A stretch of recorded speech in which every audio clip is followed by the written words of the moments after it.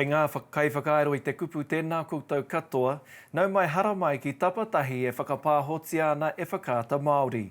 Welcome to Tapatahi, brought to you by Māori Television. We put your questions to officials and decision makers, share Māori stories and perspectives, and keep you informed about COVID-19. Tapatahi literally means to unite and is taken from the well-known Māori song Tūtira mai ngā iwi. And it's all about doing this together, so if you have a question or comment, please let us know. Well, coming up on today's show, TikTok videos and bringing in the army are some of the ways Te Tihi o Ruahine Whānau Order Alliance is responding to COVID-19. Māori tourism is worth nearly $2 billion, at least it was before COVID-19. Two Māori tourism business operators are with us today, one from the tourist mecca of Rotorua and one from Hawke's Bay. We also tackle some of the conspiracy theories on COVID-19. One in particular states that 5G wireless network makes people susceptible to COVID-19. And we talk to the presenters of Mauri Reo Mauri Ora, the new Māori television educational channel for Mokopuna, Tamariki, Rangatahi and Whānau. And talking about whānau, the tūhaka whānau join us at the end of the program with a special Easter and COVID-19 message and waiata. But first, here's what you need to know in 30 seconds. Well, it's day 18 in lockdown, and over the weekend, our total death toll has risen to 4. There are 18 new cases, 14 are confirmed, 4 are probable. 49 have recovered, which takes our new total of cases to just over 1,300. 14 are in hospital, including 5 in ICU, and 1 is in a critical condition.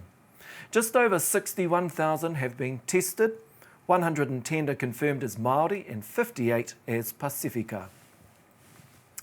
Well, the US death toll has eclipsed Italy's for the highest in the world at more than 20,000.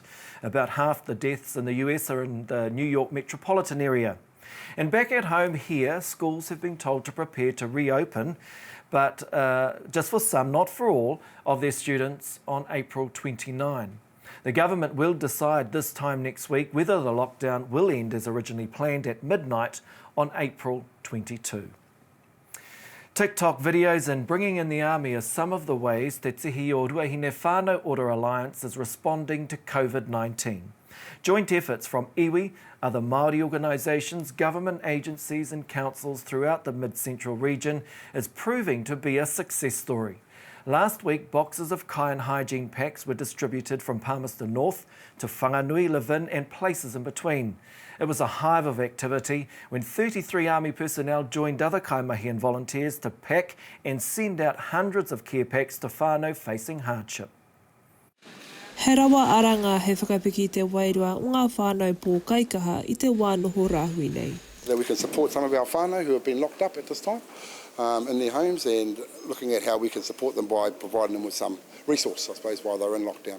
Hakua te nui o ngai Māori e noho ana ki te papai o ia ki whanganui anō hoki. He toko maha ngā uri Māori e noho tua whenua ana ki waho atu I ngā taone.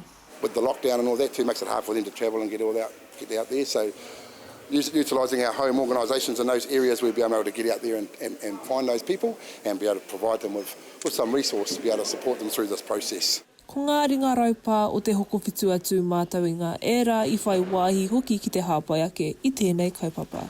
As it's a time of unknown for the nation, we're here to help out where we can. We've put things in place for us to be able to act when we need to, in line with the government's intent. Pretty much we help out here, and then the quicker we can do it, the faster that the people at the other end can benefit from the resources. He rawa whakapaipai kua rauwa atu ki e nei kite, e noho haumarua I ngā whānau I a tātou e ngana nei ki te patu I te huakito. There's the spray cleaner, there's dishwash, there's toilet paper, chucks wipes, scourers, pot scourers, hand soap as well, and also boxes of reusable gloves. He ua mo e tehi whānau ki te haere ki ngā toa hokomaha, nā kuna I hua ai tēnei kaupapa, hei hāpai ake I aua whānau. Our whānau are agile, they know what they're needing, so it is about having options available for them. And obviously the winter, the kai, the hygiene packs are being made ready for them. Ka haere tonu ngā mahi toha toha raurau rawa mo te ruanga o tēnei rāhui, hei āwhinei ngā whānau I tēnei wā taumaha nei. What an awesome effort. Well, with me now is Materoa Mā, the upoko whakahaere or CEO of Te Tihi o Ruahine Whānau Order Alliance. Materoa, thank you for joining us. Tēnā koe. Tēnā koe, Shane, e pai e tūtaki ki au koe. Materoa, shortly we'll talk about the awesome work that's being done, and of course we've just seen some of the work that's being implemented to help support whānau. But tell us, how are whānau coping in your region with COVID-19 and during lockdown? It seems like a lot of whānau are actually, some whānau are definitely challenging, some whānau are finding it okay. I think it's a mixture, just like it is probably across the whole country. It depends probably on your circumstances, maybe who you're locked down with, probably has a lot to say about how that's going to go. So I think it's not unlike anywhere else. What about the need for whānau support? How much need is there in your region?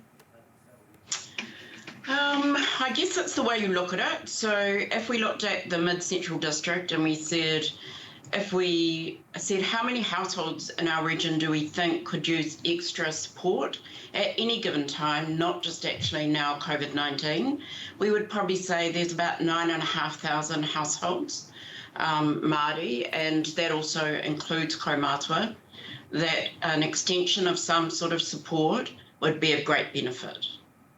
And I think that's a really good point that you make, because pre-COVID-19, there were a lot of whānau that actually required support, tautoko, awhi.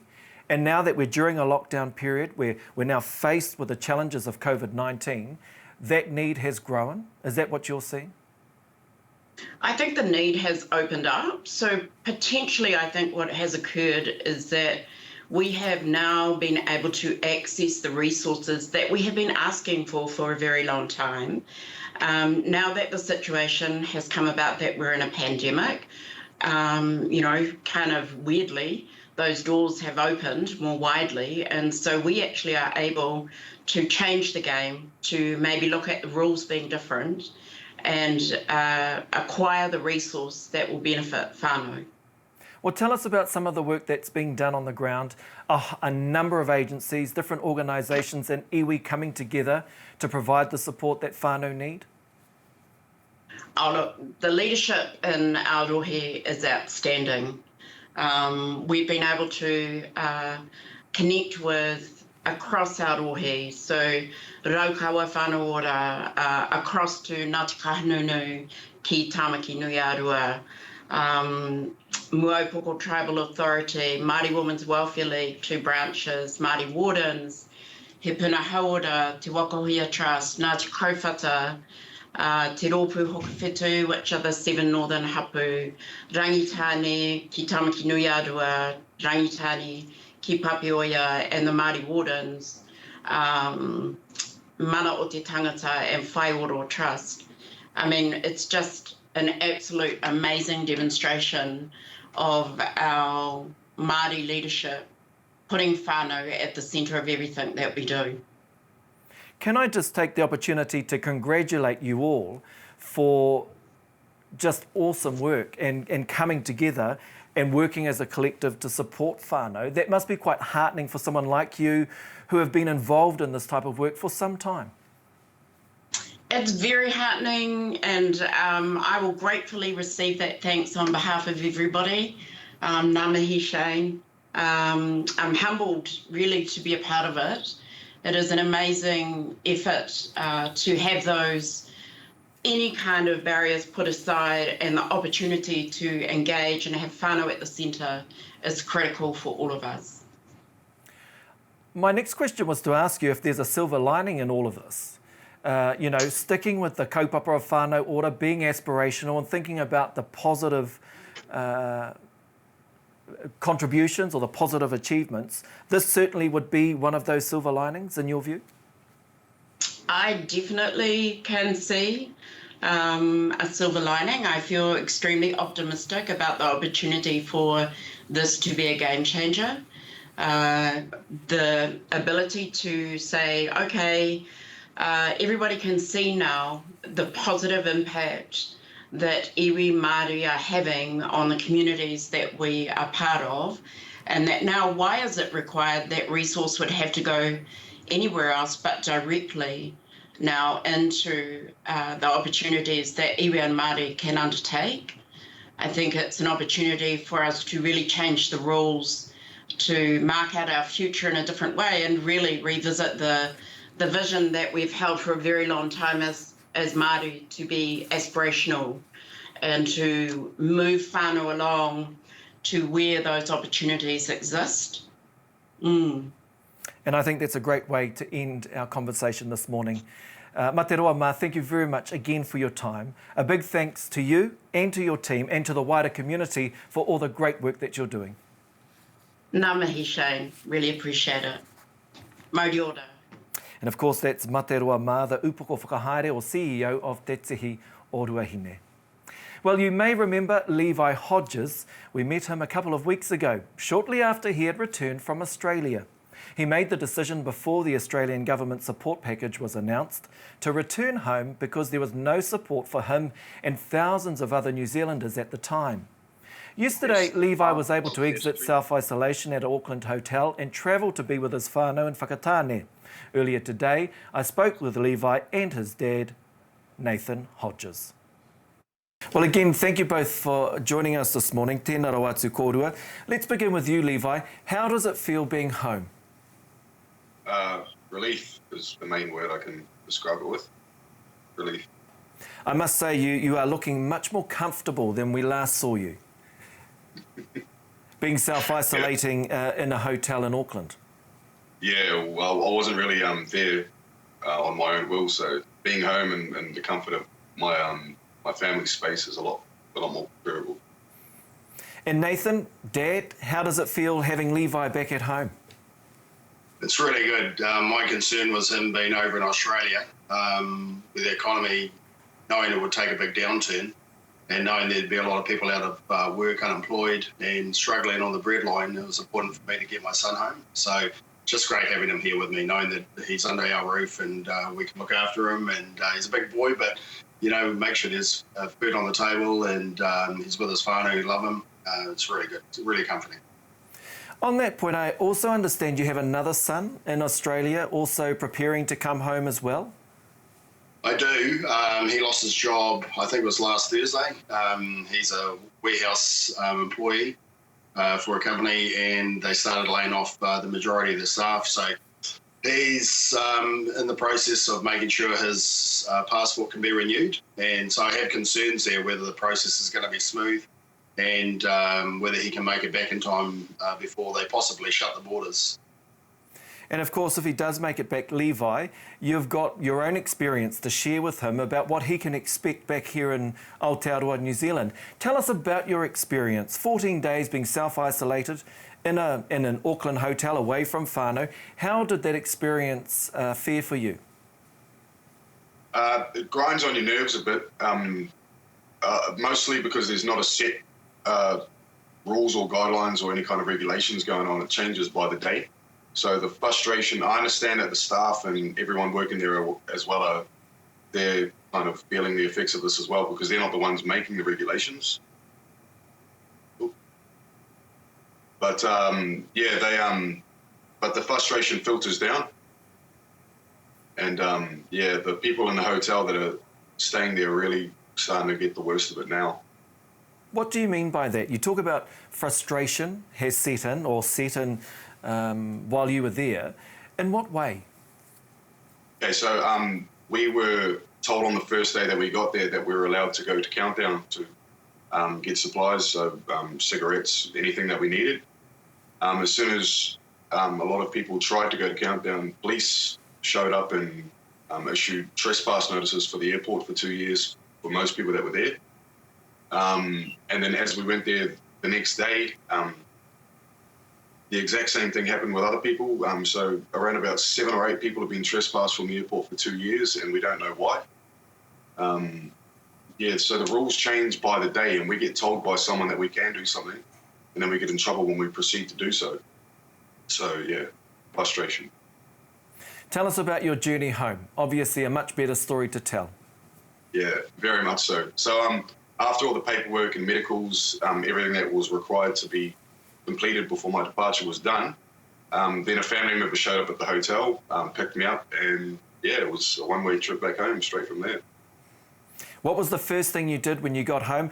Obviously after saying your highs and to your whānau, but what was the first thing you did? Had a good feed, a really good feed. Nathan, we discussed briefly the preparation that your other son, Javan, is going through right now in Australia. When are you hoping that he may be able to return? I'm trying to stay in contact as much as possible and making sure he's following up on the plans of contacting the New Zealand consulate and so forth. So it's pretty much day by day, just trying to keep in contact with him and get feedback on where he is with the whole process. So not really quite sure as yet. It's just a day by day thing. I do want to ask you both as we wrap this up, what is your advice to those other New Zealanders, Māori, living in Australia, contemplating or being presented with this hard decision to make to come home now for whatever reason? What is your advice to them? Just be prepared. Prepared for the unexpected, because things do change by the day, so you've got to keep that in mind to ward off the frustration and the anger that will result from that. So just be prepared to be unprepared, I guess, because things change and you've got to keep a calm attitude about it, otherwise it's going to be butting heads and causing more problems. So try and stay as calm as you can when you come over. So there's going to be a frustrating process. I think that's very wise advice. Levi and Dad Nathan Hodges, thank you very much for joining us today. Thank you. And of course, that was Levi Hodges and his dad, Nathan Hodges. Well, next, Māori tourism is worth nearly $2 billion. At least it was before COVID-19. Two Māori tourism business operators are with us today, one from the tourist mecca of Rotorua and one from Hawke's Bay. MDA Experiences in Rotorua offers corporate and sporting events, luxury and educational tours and mountain bike hire and cafes at key Rotorua tourism attractions. It has 57 staff and is run by brothers Takurua and Tuhuamutū. Hine Wai Hawaikirangi, along with her husband Cam, run Napier Māori tours. They take high-end international tourists through the Otatarapa Historic Reserve and the protected Ahuriri Estuary, a biologically diverse gem. Takurua Mutu and Hine Wai Hawaikirangi join me now. Tēnā kōrua. Ai, mōrena. Takurua, let's perhaps begin with you. What has COVID-19 done to your business? I think, like most tourism operators in Aotearoa, it's brought us to a screeching halt. If I think about an educational tour company, I say that was the first million lost when every single tour for 2020 cancelled. So we haven't managed to put out a single tour yet. And our luxury tour company was down 35% leading up to the lockdown, and obviously that's down to that's had full cancellations right up until aspirationally September, but that's very aspirational, and as we know, that's not very likely at all.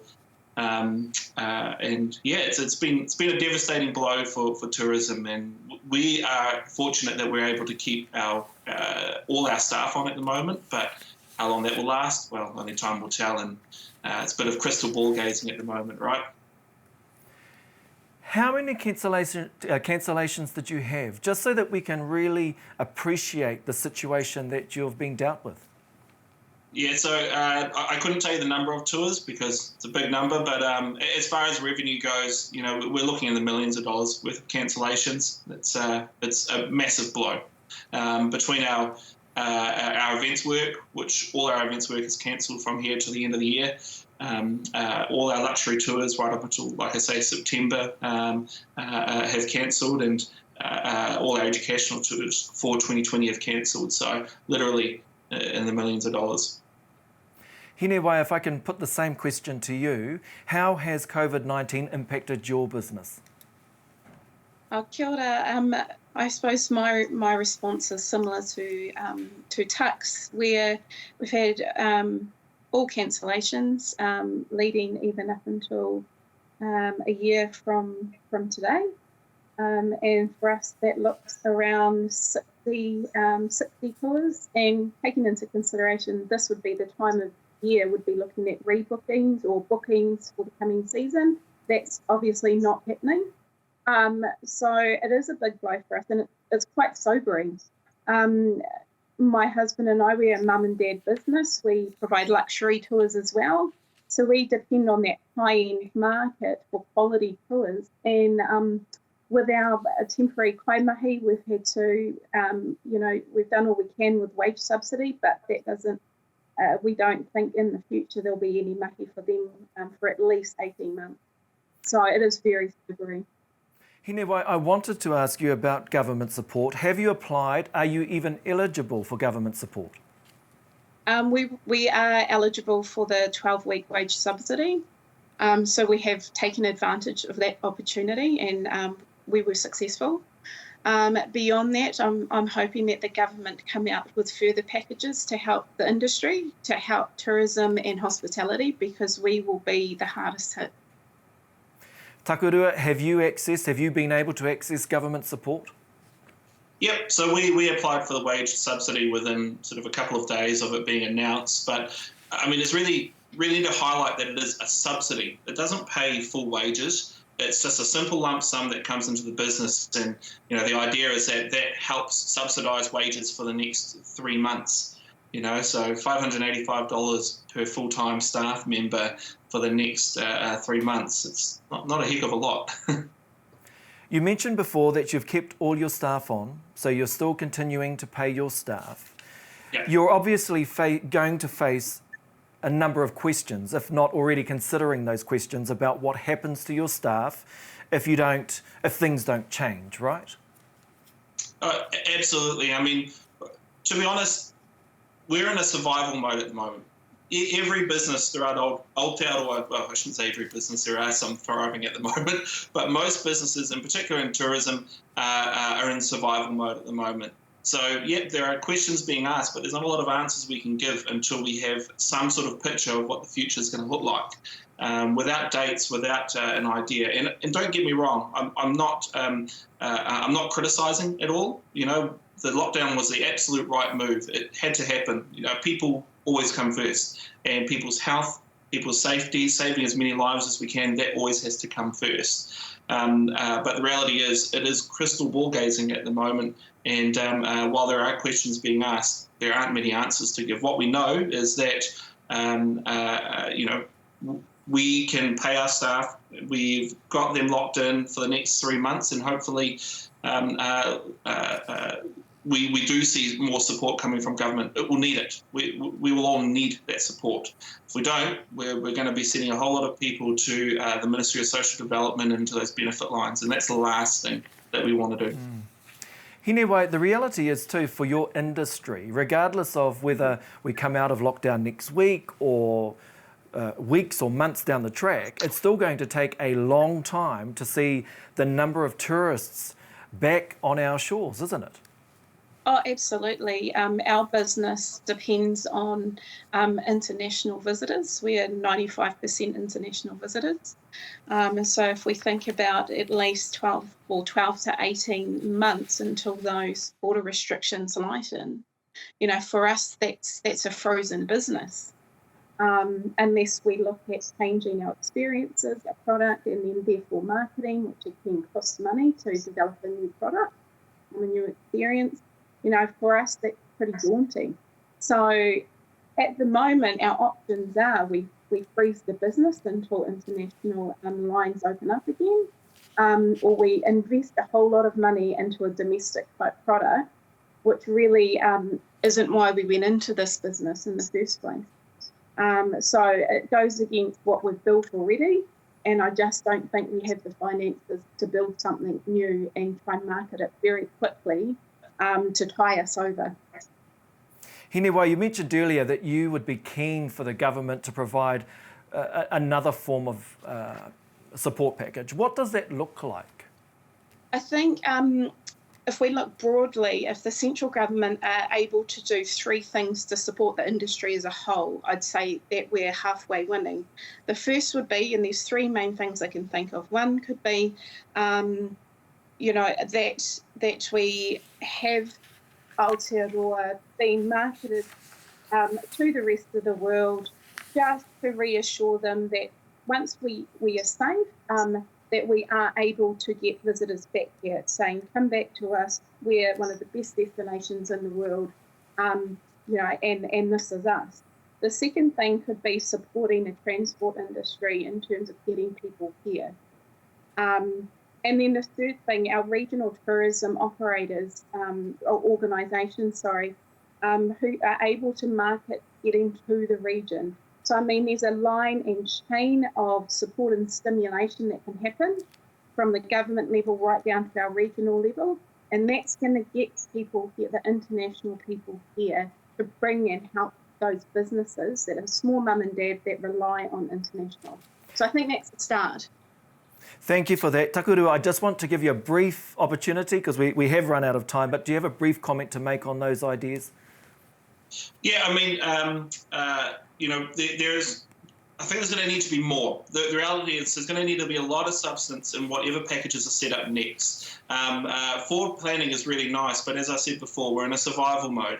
And we'll get through the next 12 weeks, but the borders aren't going to reopen in 12 weeks. The borders aren't even going to open for the next few months. We're talking about 6 months, 12 months, 2 years sort of timeframes. And the reality is we need puta coming through these businesses. We need puta coming through them. So that's what I'll be expecting from the next government announcement. And to be fair, to their credit, they've done a really good job at this point. It hasn't been perfect, but they've done a really good job, and I have no doubt that they'll keep supporting the industry and sort out some really good packages for us to make sure that we've got an amazing tourism industry, especially a Māori tourism industry, to come back to once our borders do reopen. Thank you both very much for your time. Tēnā rawa atu kōrua, Takurua Mutu and Hiniwai Hawaii ki rangi, e mihi atu ana mātou kia kōrua.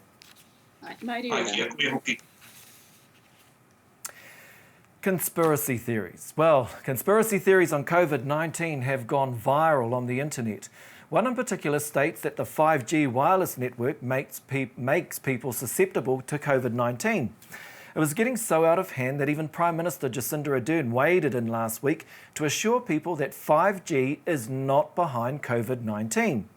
Across Britain, there are reports that 30 5G towers have suffered arson attacks or vandalism as part of a concerted campaign against the 5G network.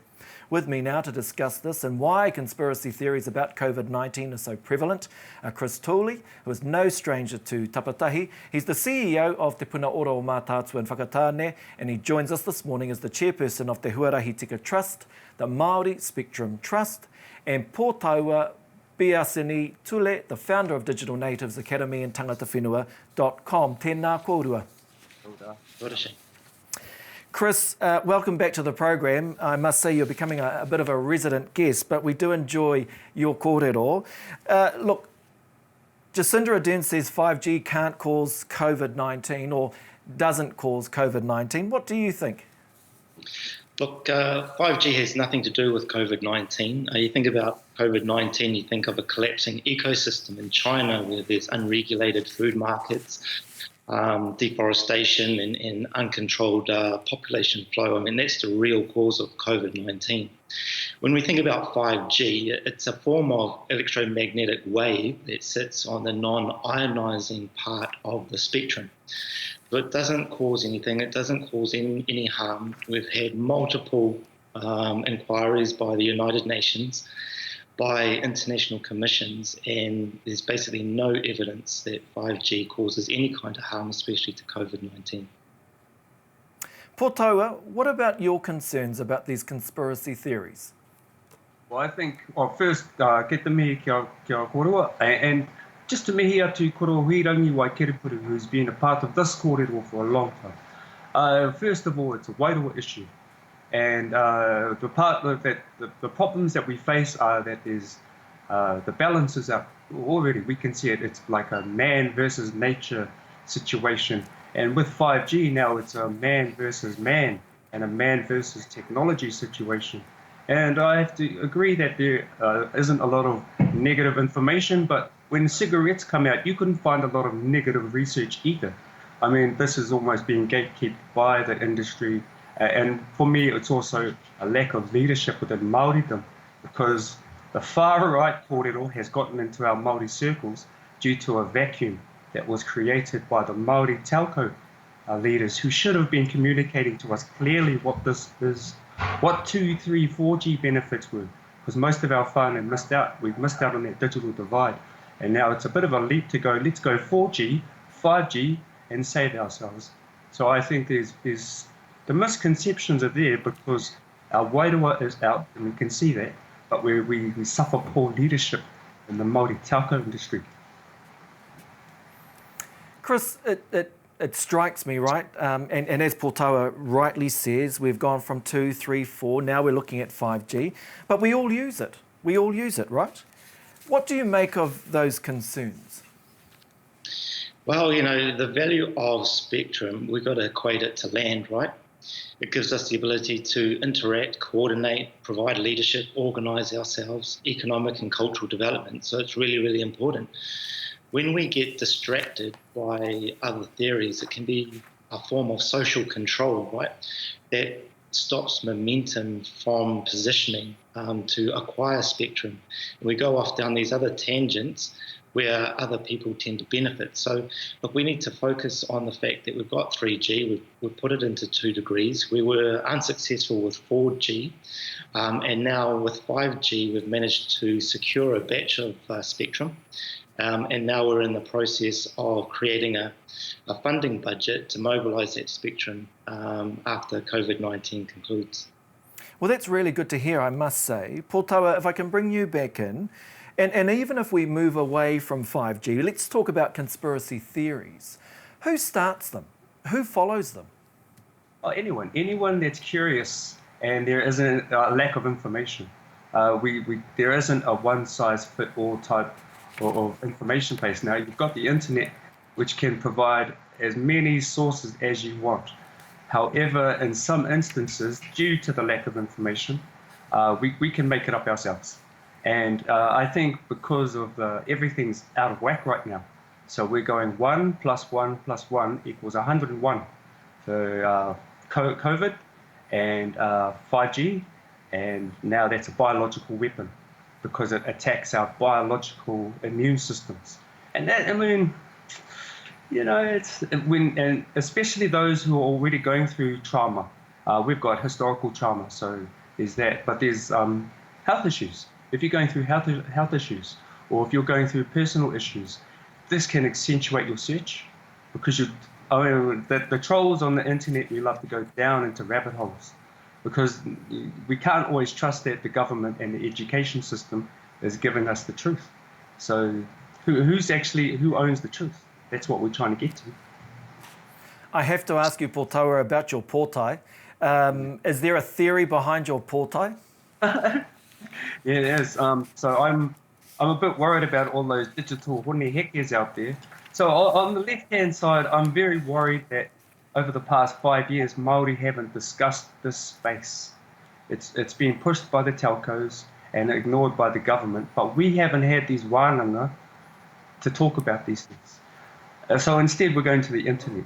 And the internet is where conspiracies have been around since the Loch Ness Monster.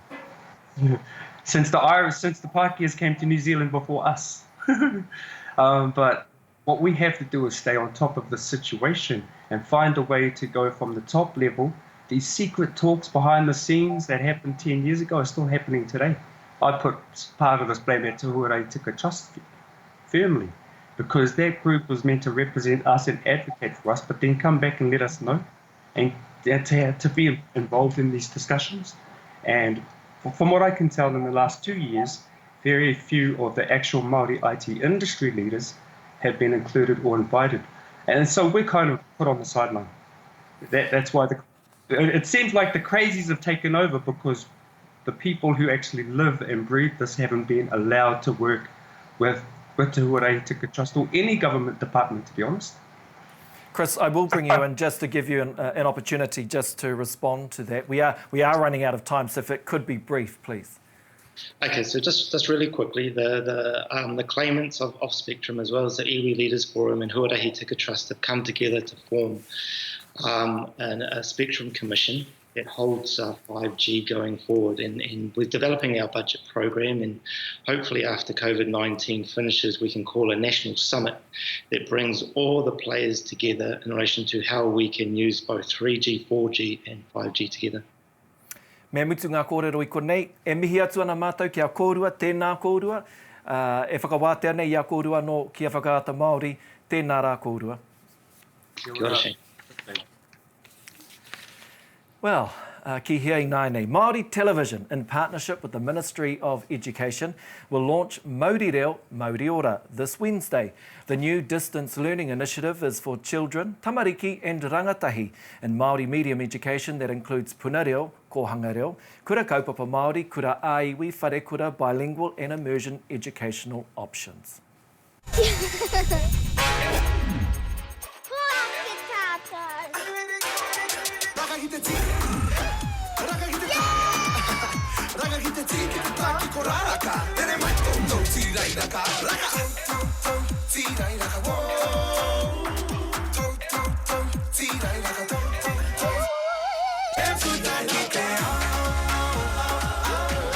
Māori Reo, Māori Ora. I'm joined now by Ani Piki-Tuari, one of the Māori Reo. Sorry, with all our presenters, right? We've got all the presenters online? Yes, we do. E mihi atu ana mātou kia koutou, e poto nei te wā kia tātou, engari kānui rā te mihi kia koutou, e mahi nui nā I ngā rā ērua, ērua kua taha atu nei me tēnei rā no hoki. Tēnā koutou. Kia ora, Shane. Oia, no, e pēhea na te haere o ngā mahi, e pēhea na no hoki ngā piropiro mo te wenerei e haere ake nei, te tīmatanga o tēnei ara tuku mātauranga hou. Hoi anō e mihi ana ki a koe, Shane. Whiua mai ana te pāhi hōhi pera. Kia mātou engari kai te pai tēnā, mō ngā tamariki te paenga nā reira, e konei mātou te hāpai ake I te kaupapa. Me te mihi nui ki a kōrua, mo te mahi nui e oti ana I a kōrua. Ani Piki pēhea koe? Ai kei te ora e tino tautoko ana I ngā kōrero a te korau. Me taku harikoa ka putau I taku whare. Ko ngā tamariki te take nā reira kāre he takunga I tuatu I tēnā. Amo hea pēhea ngā whakaritenga. He aha pēr ētahi o ngā kaupapa, taihua ake nei ka kite aka mātaki hea, ka tukuna rā nei ki te ao. Kia ora rā, Shane, kia ora rā tātou katoa.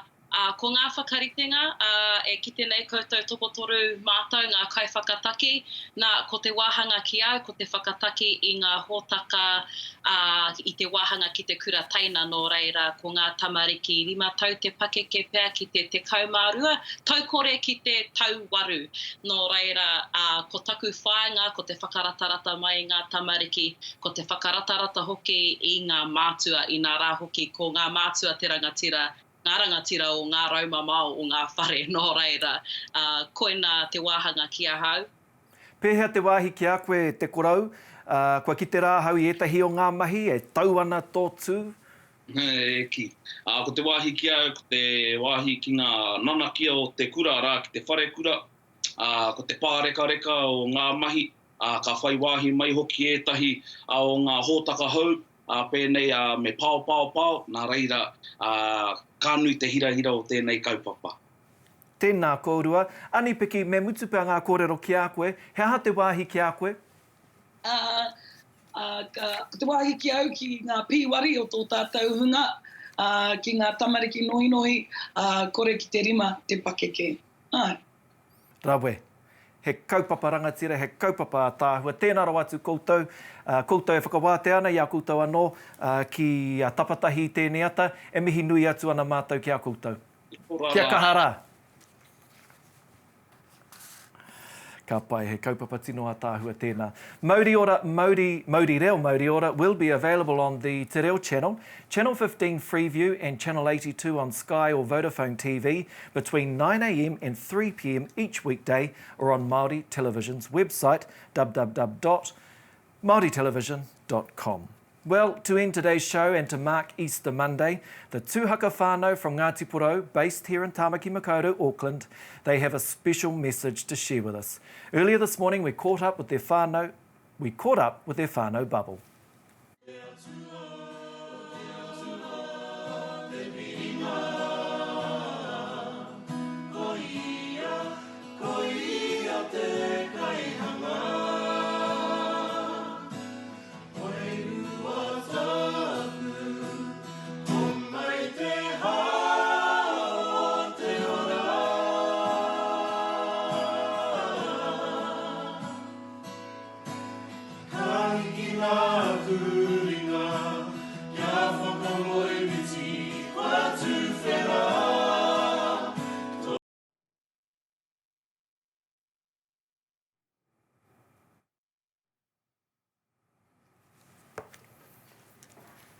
Well, the plan was to pre-record that item. That wasn't the item, just by the way. So, tūhaka whānau, if you are watching, aroha mai. We will get the right clip. Unfortunately, it won't be today, but we will have it prepared for you for tomorrow.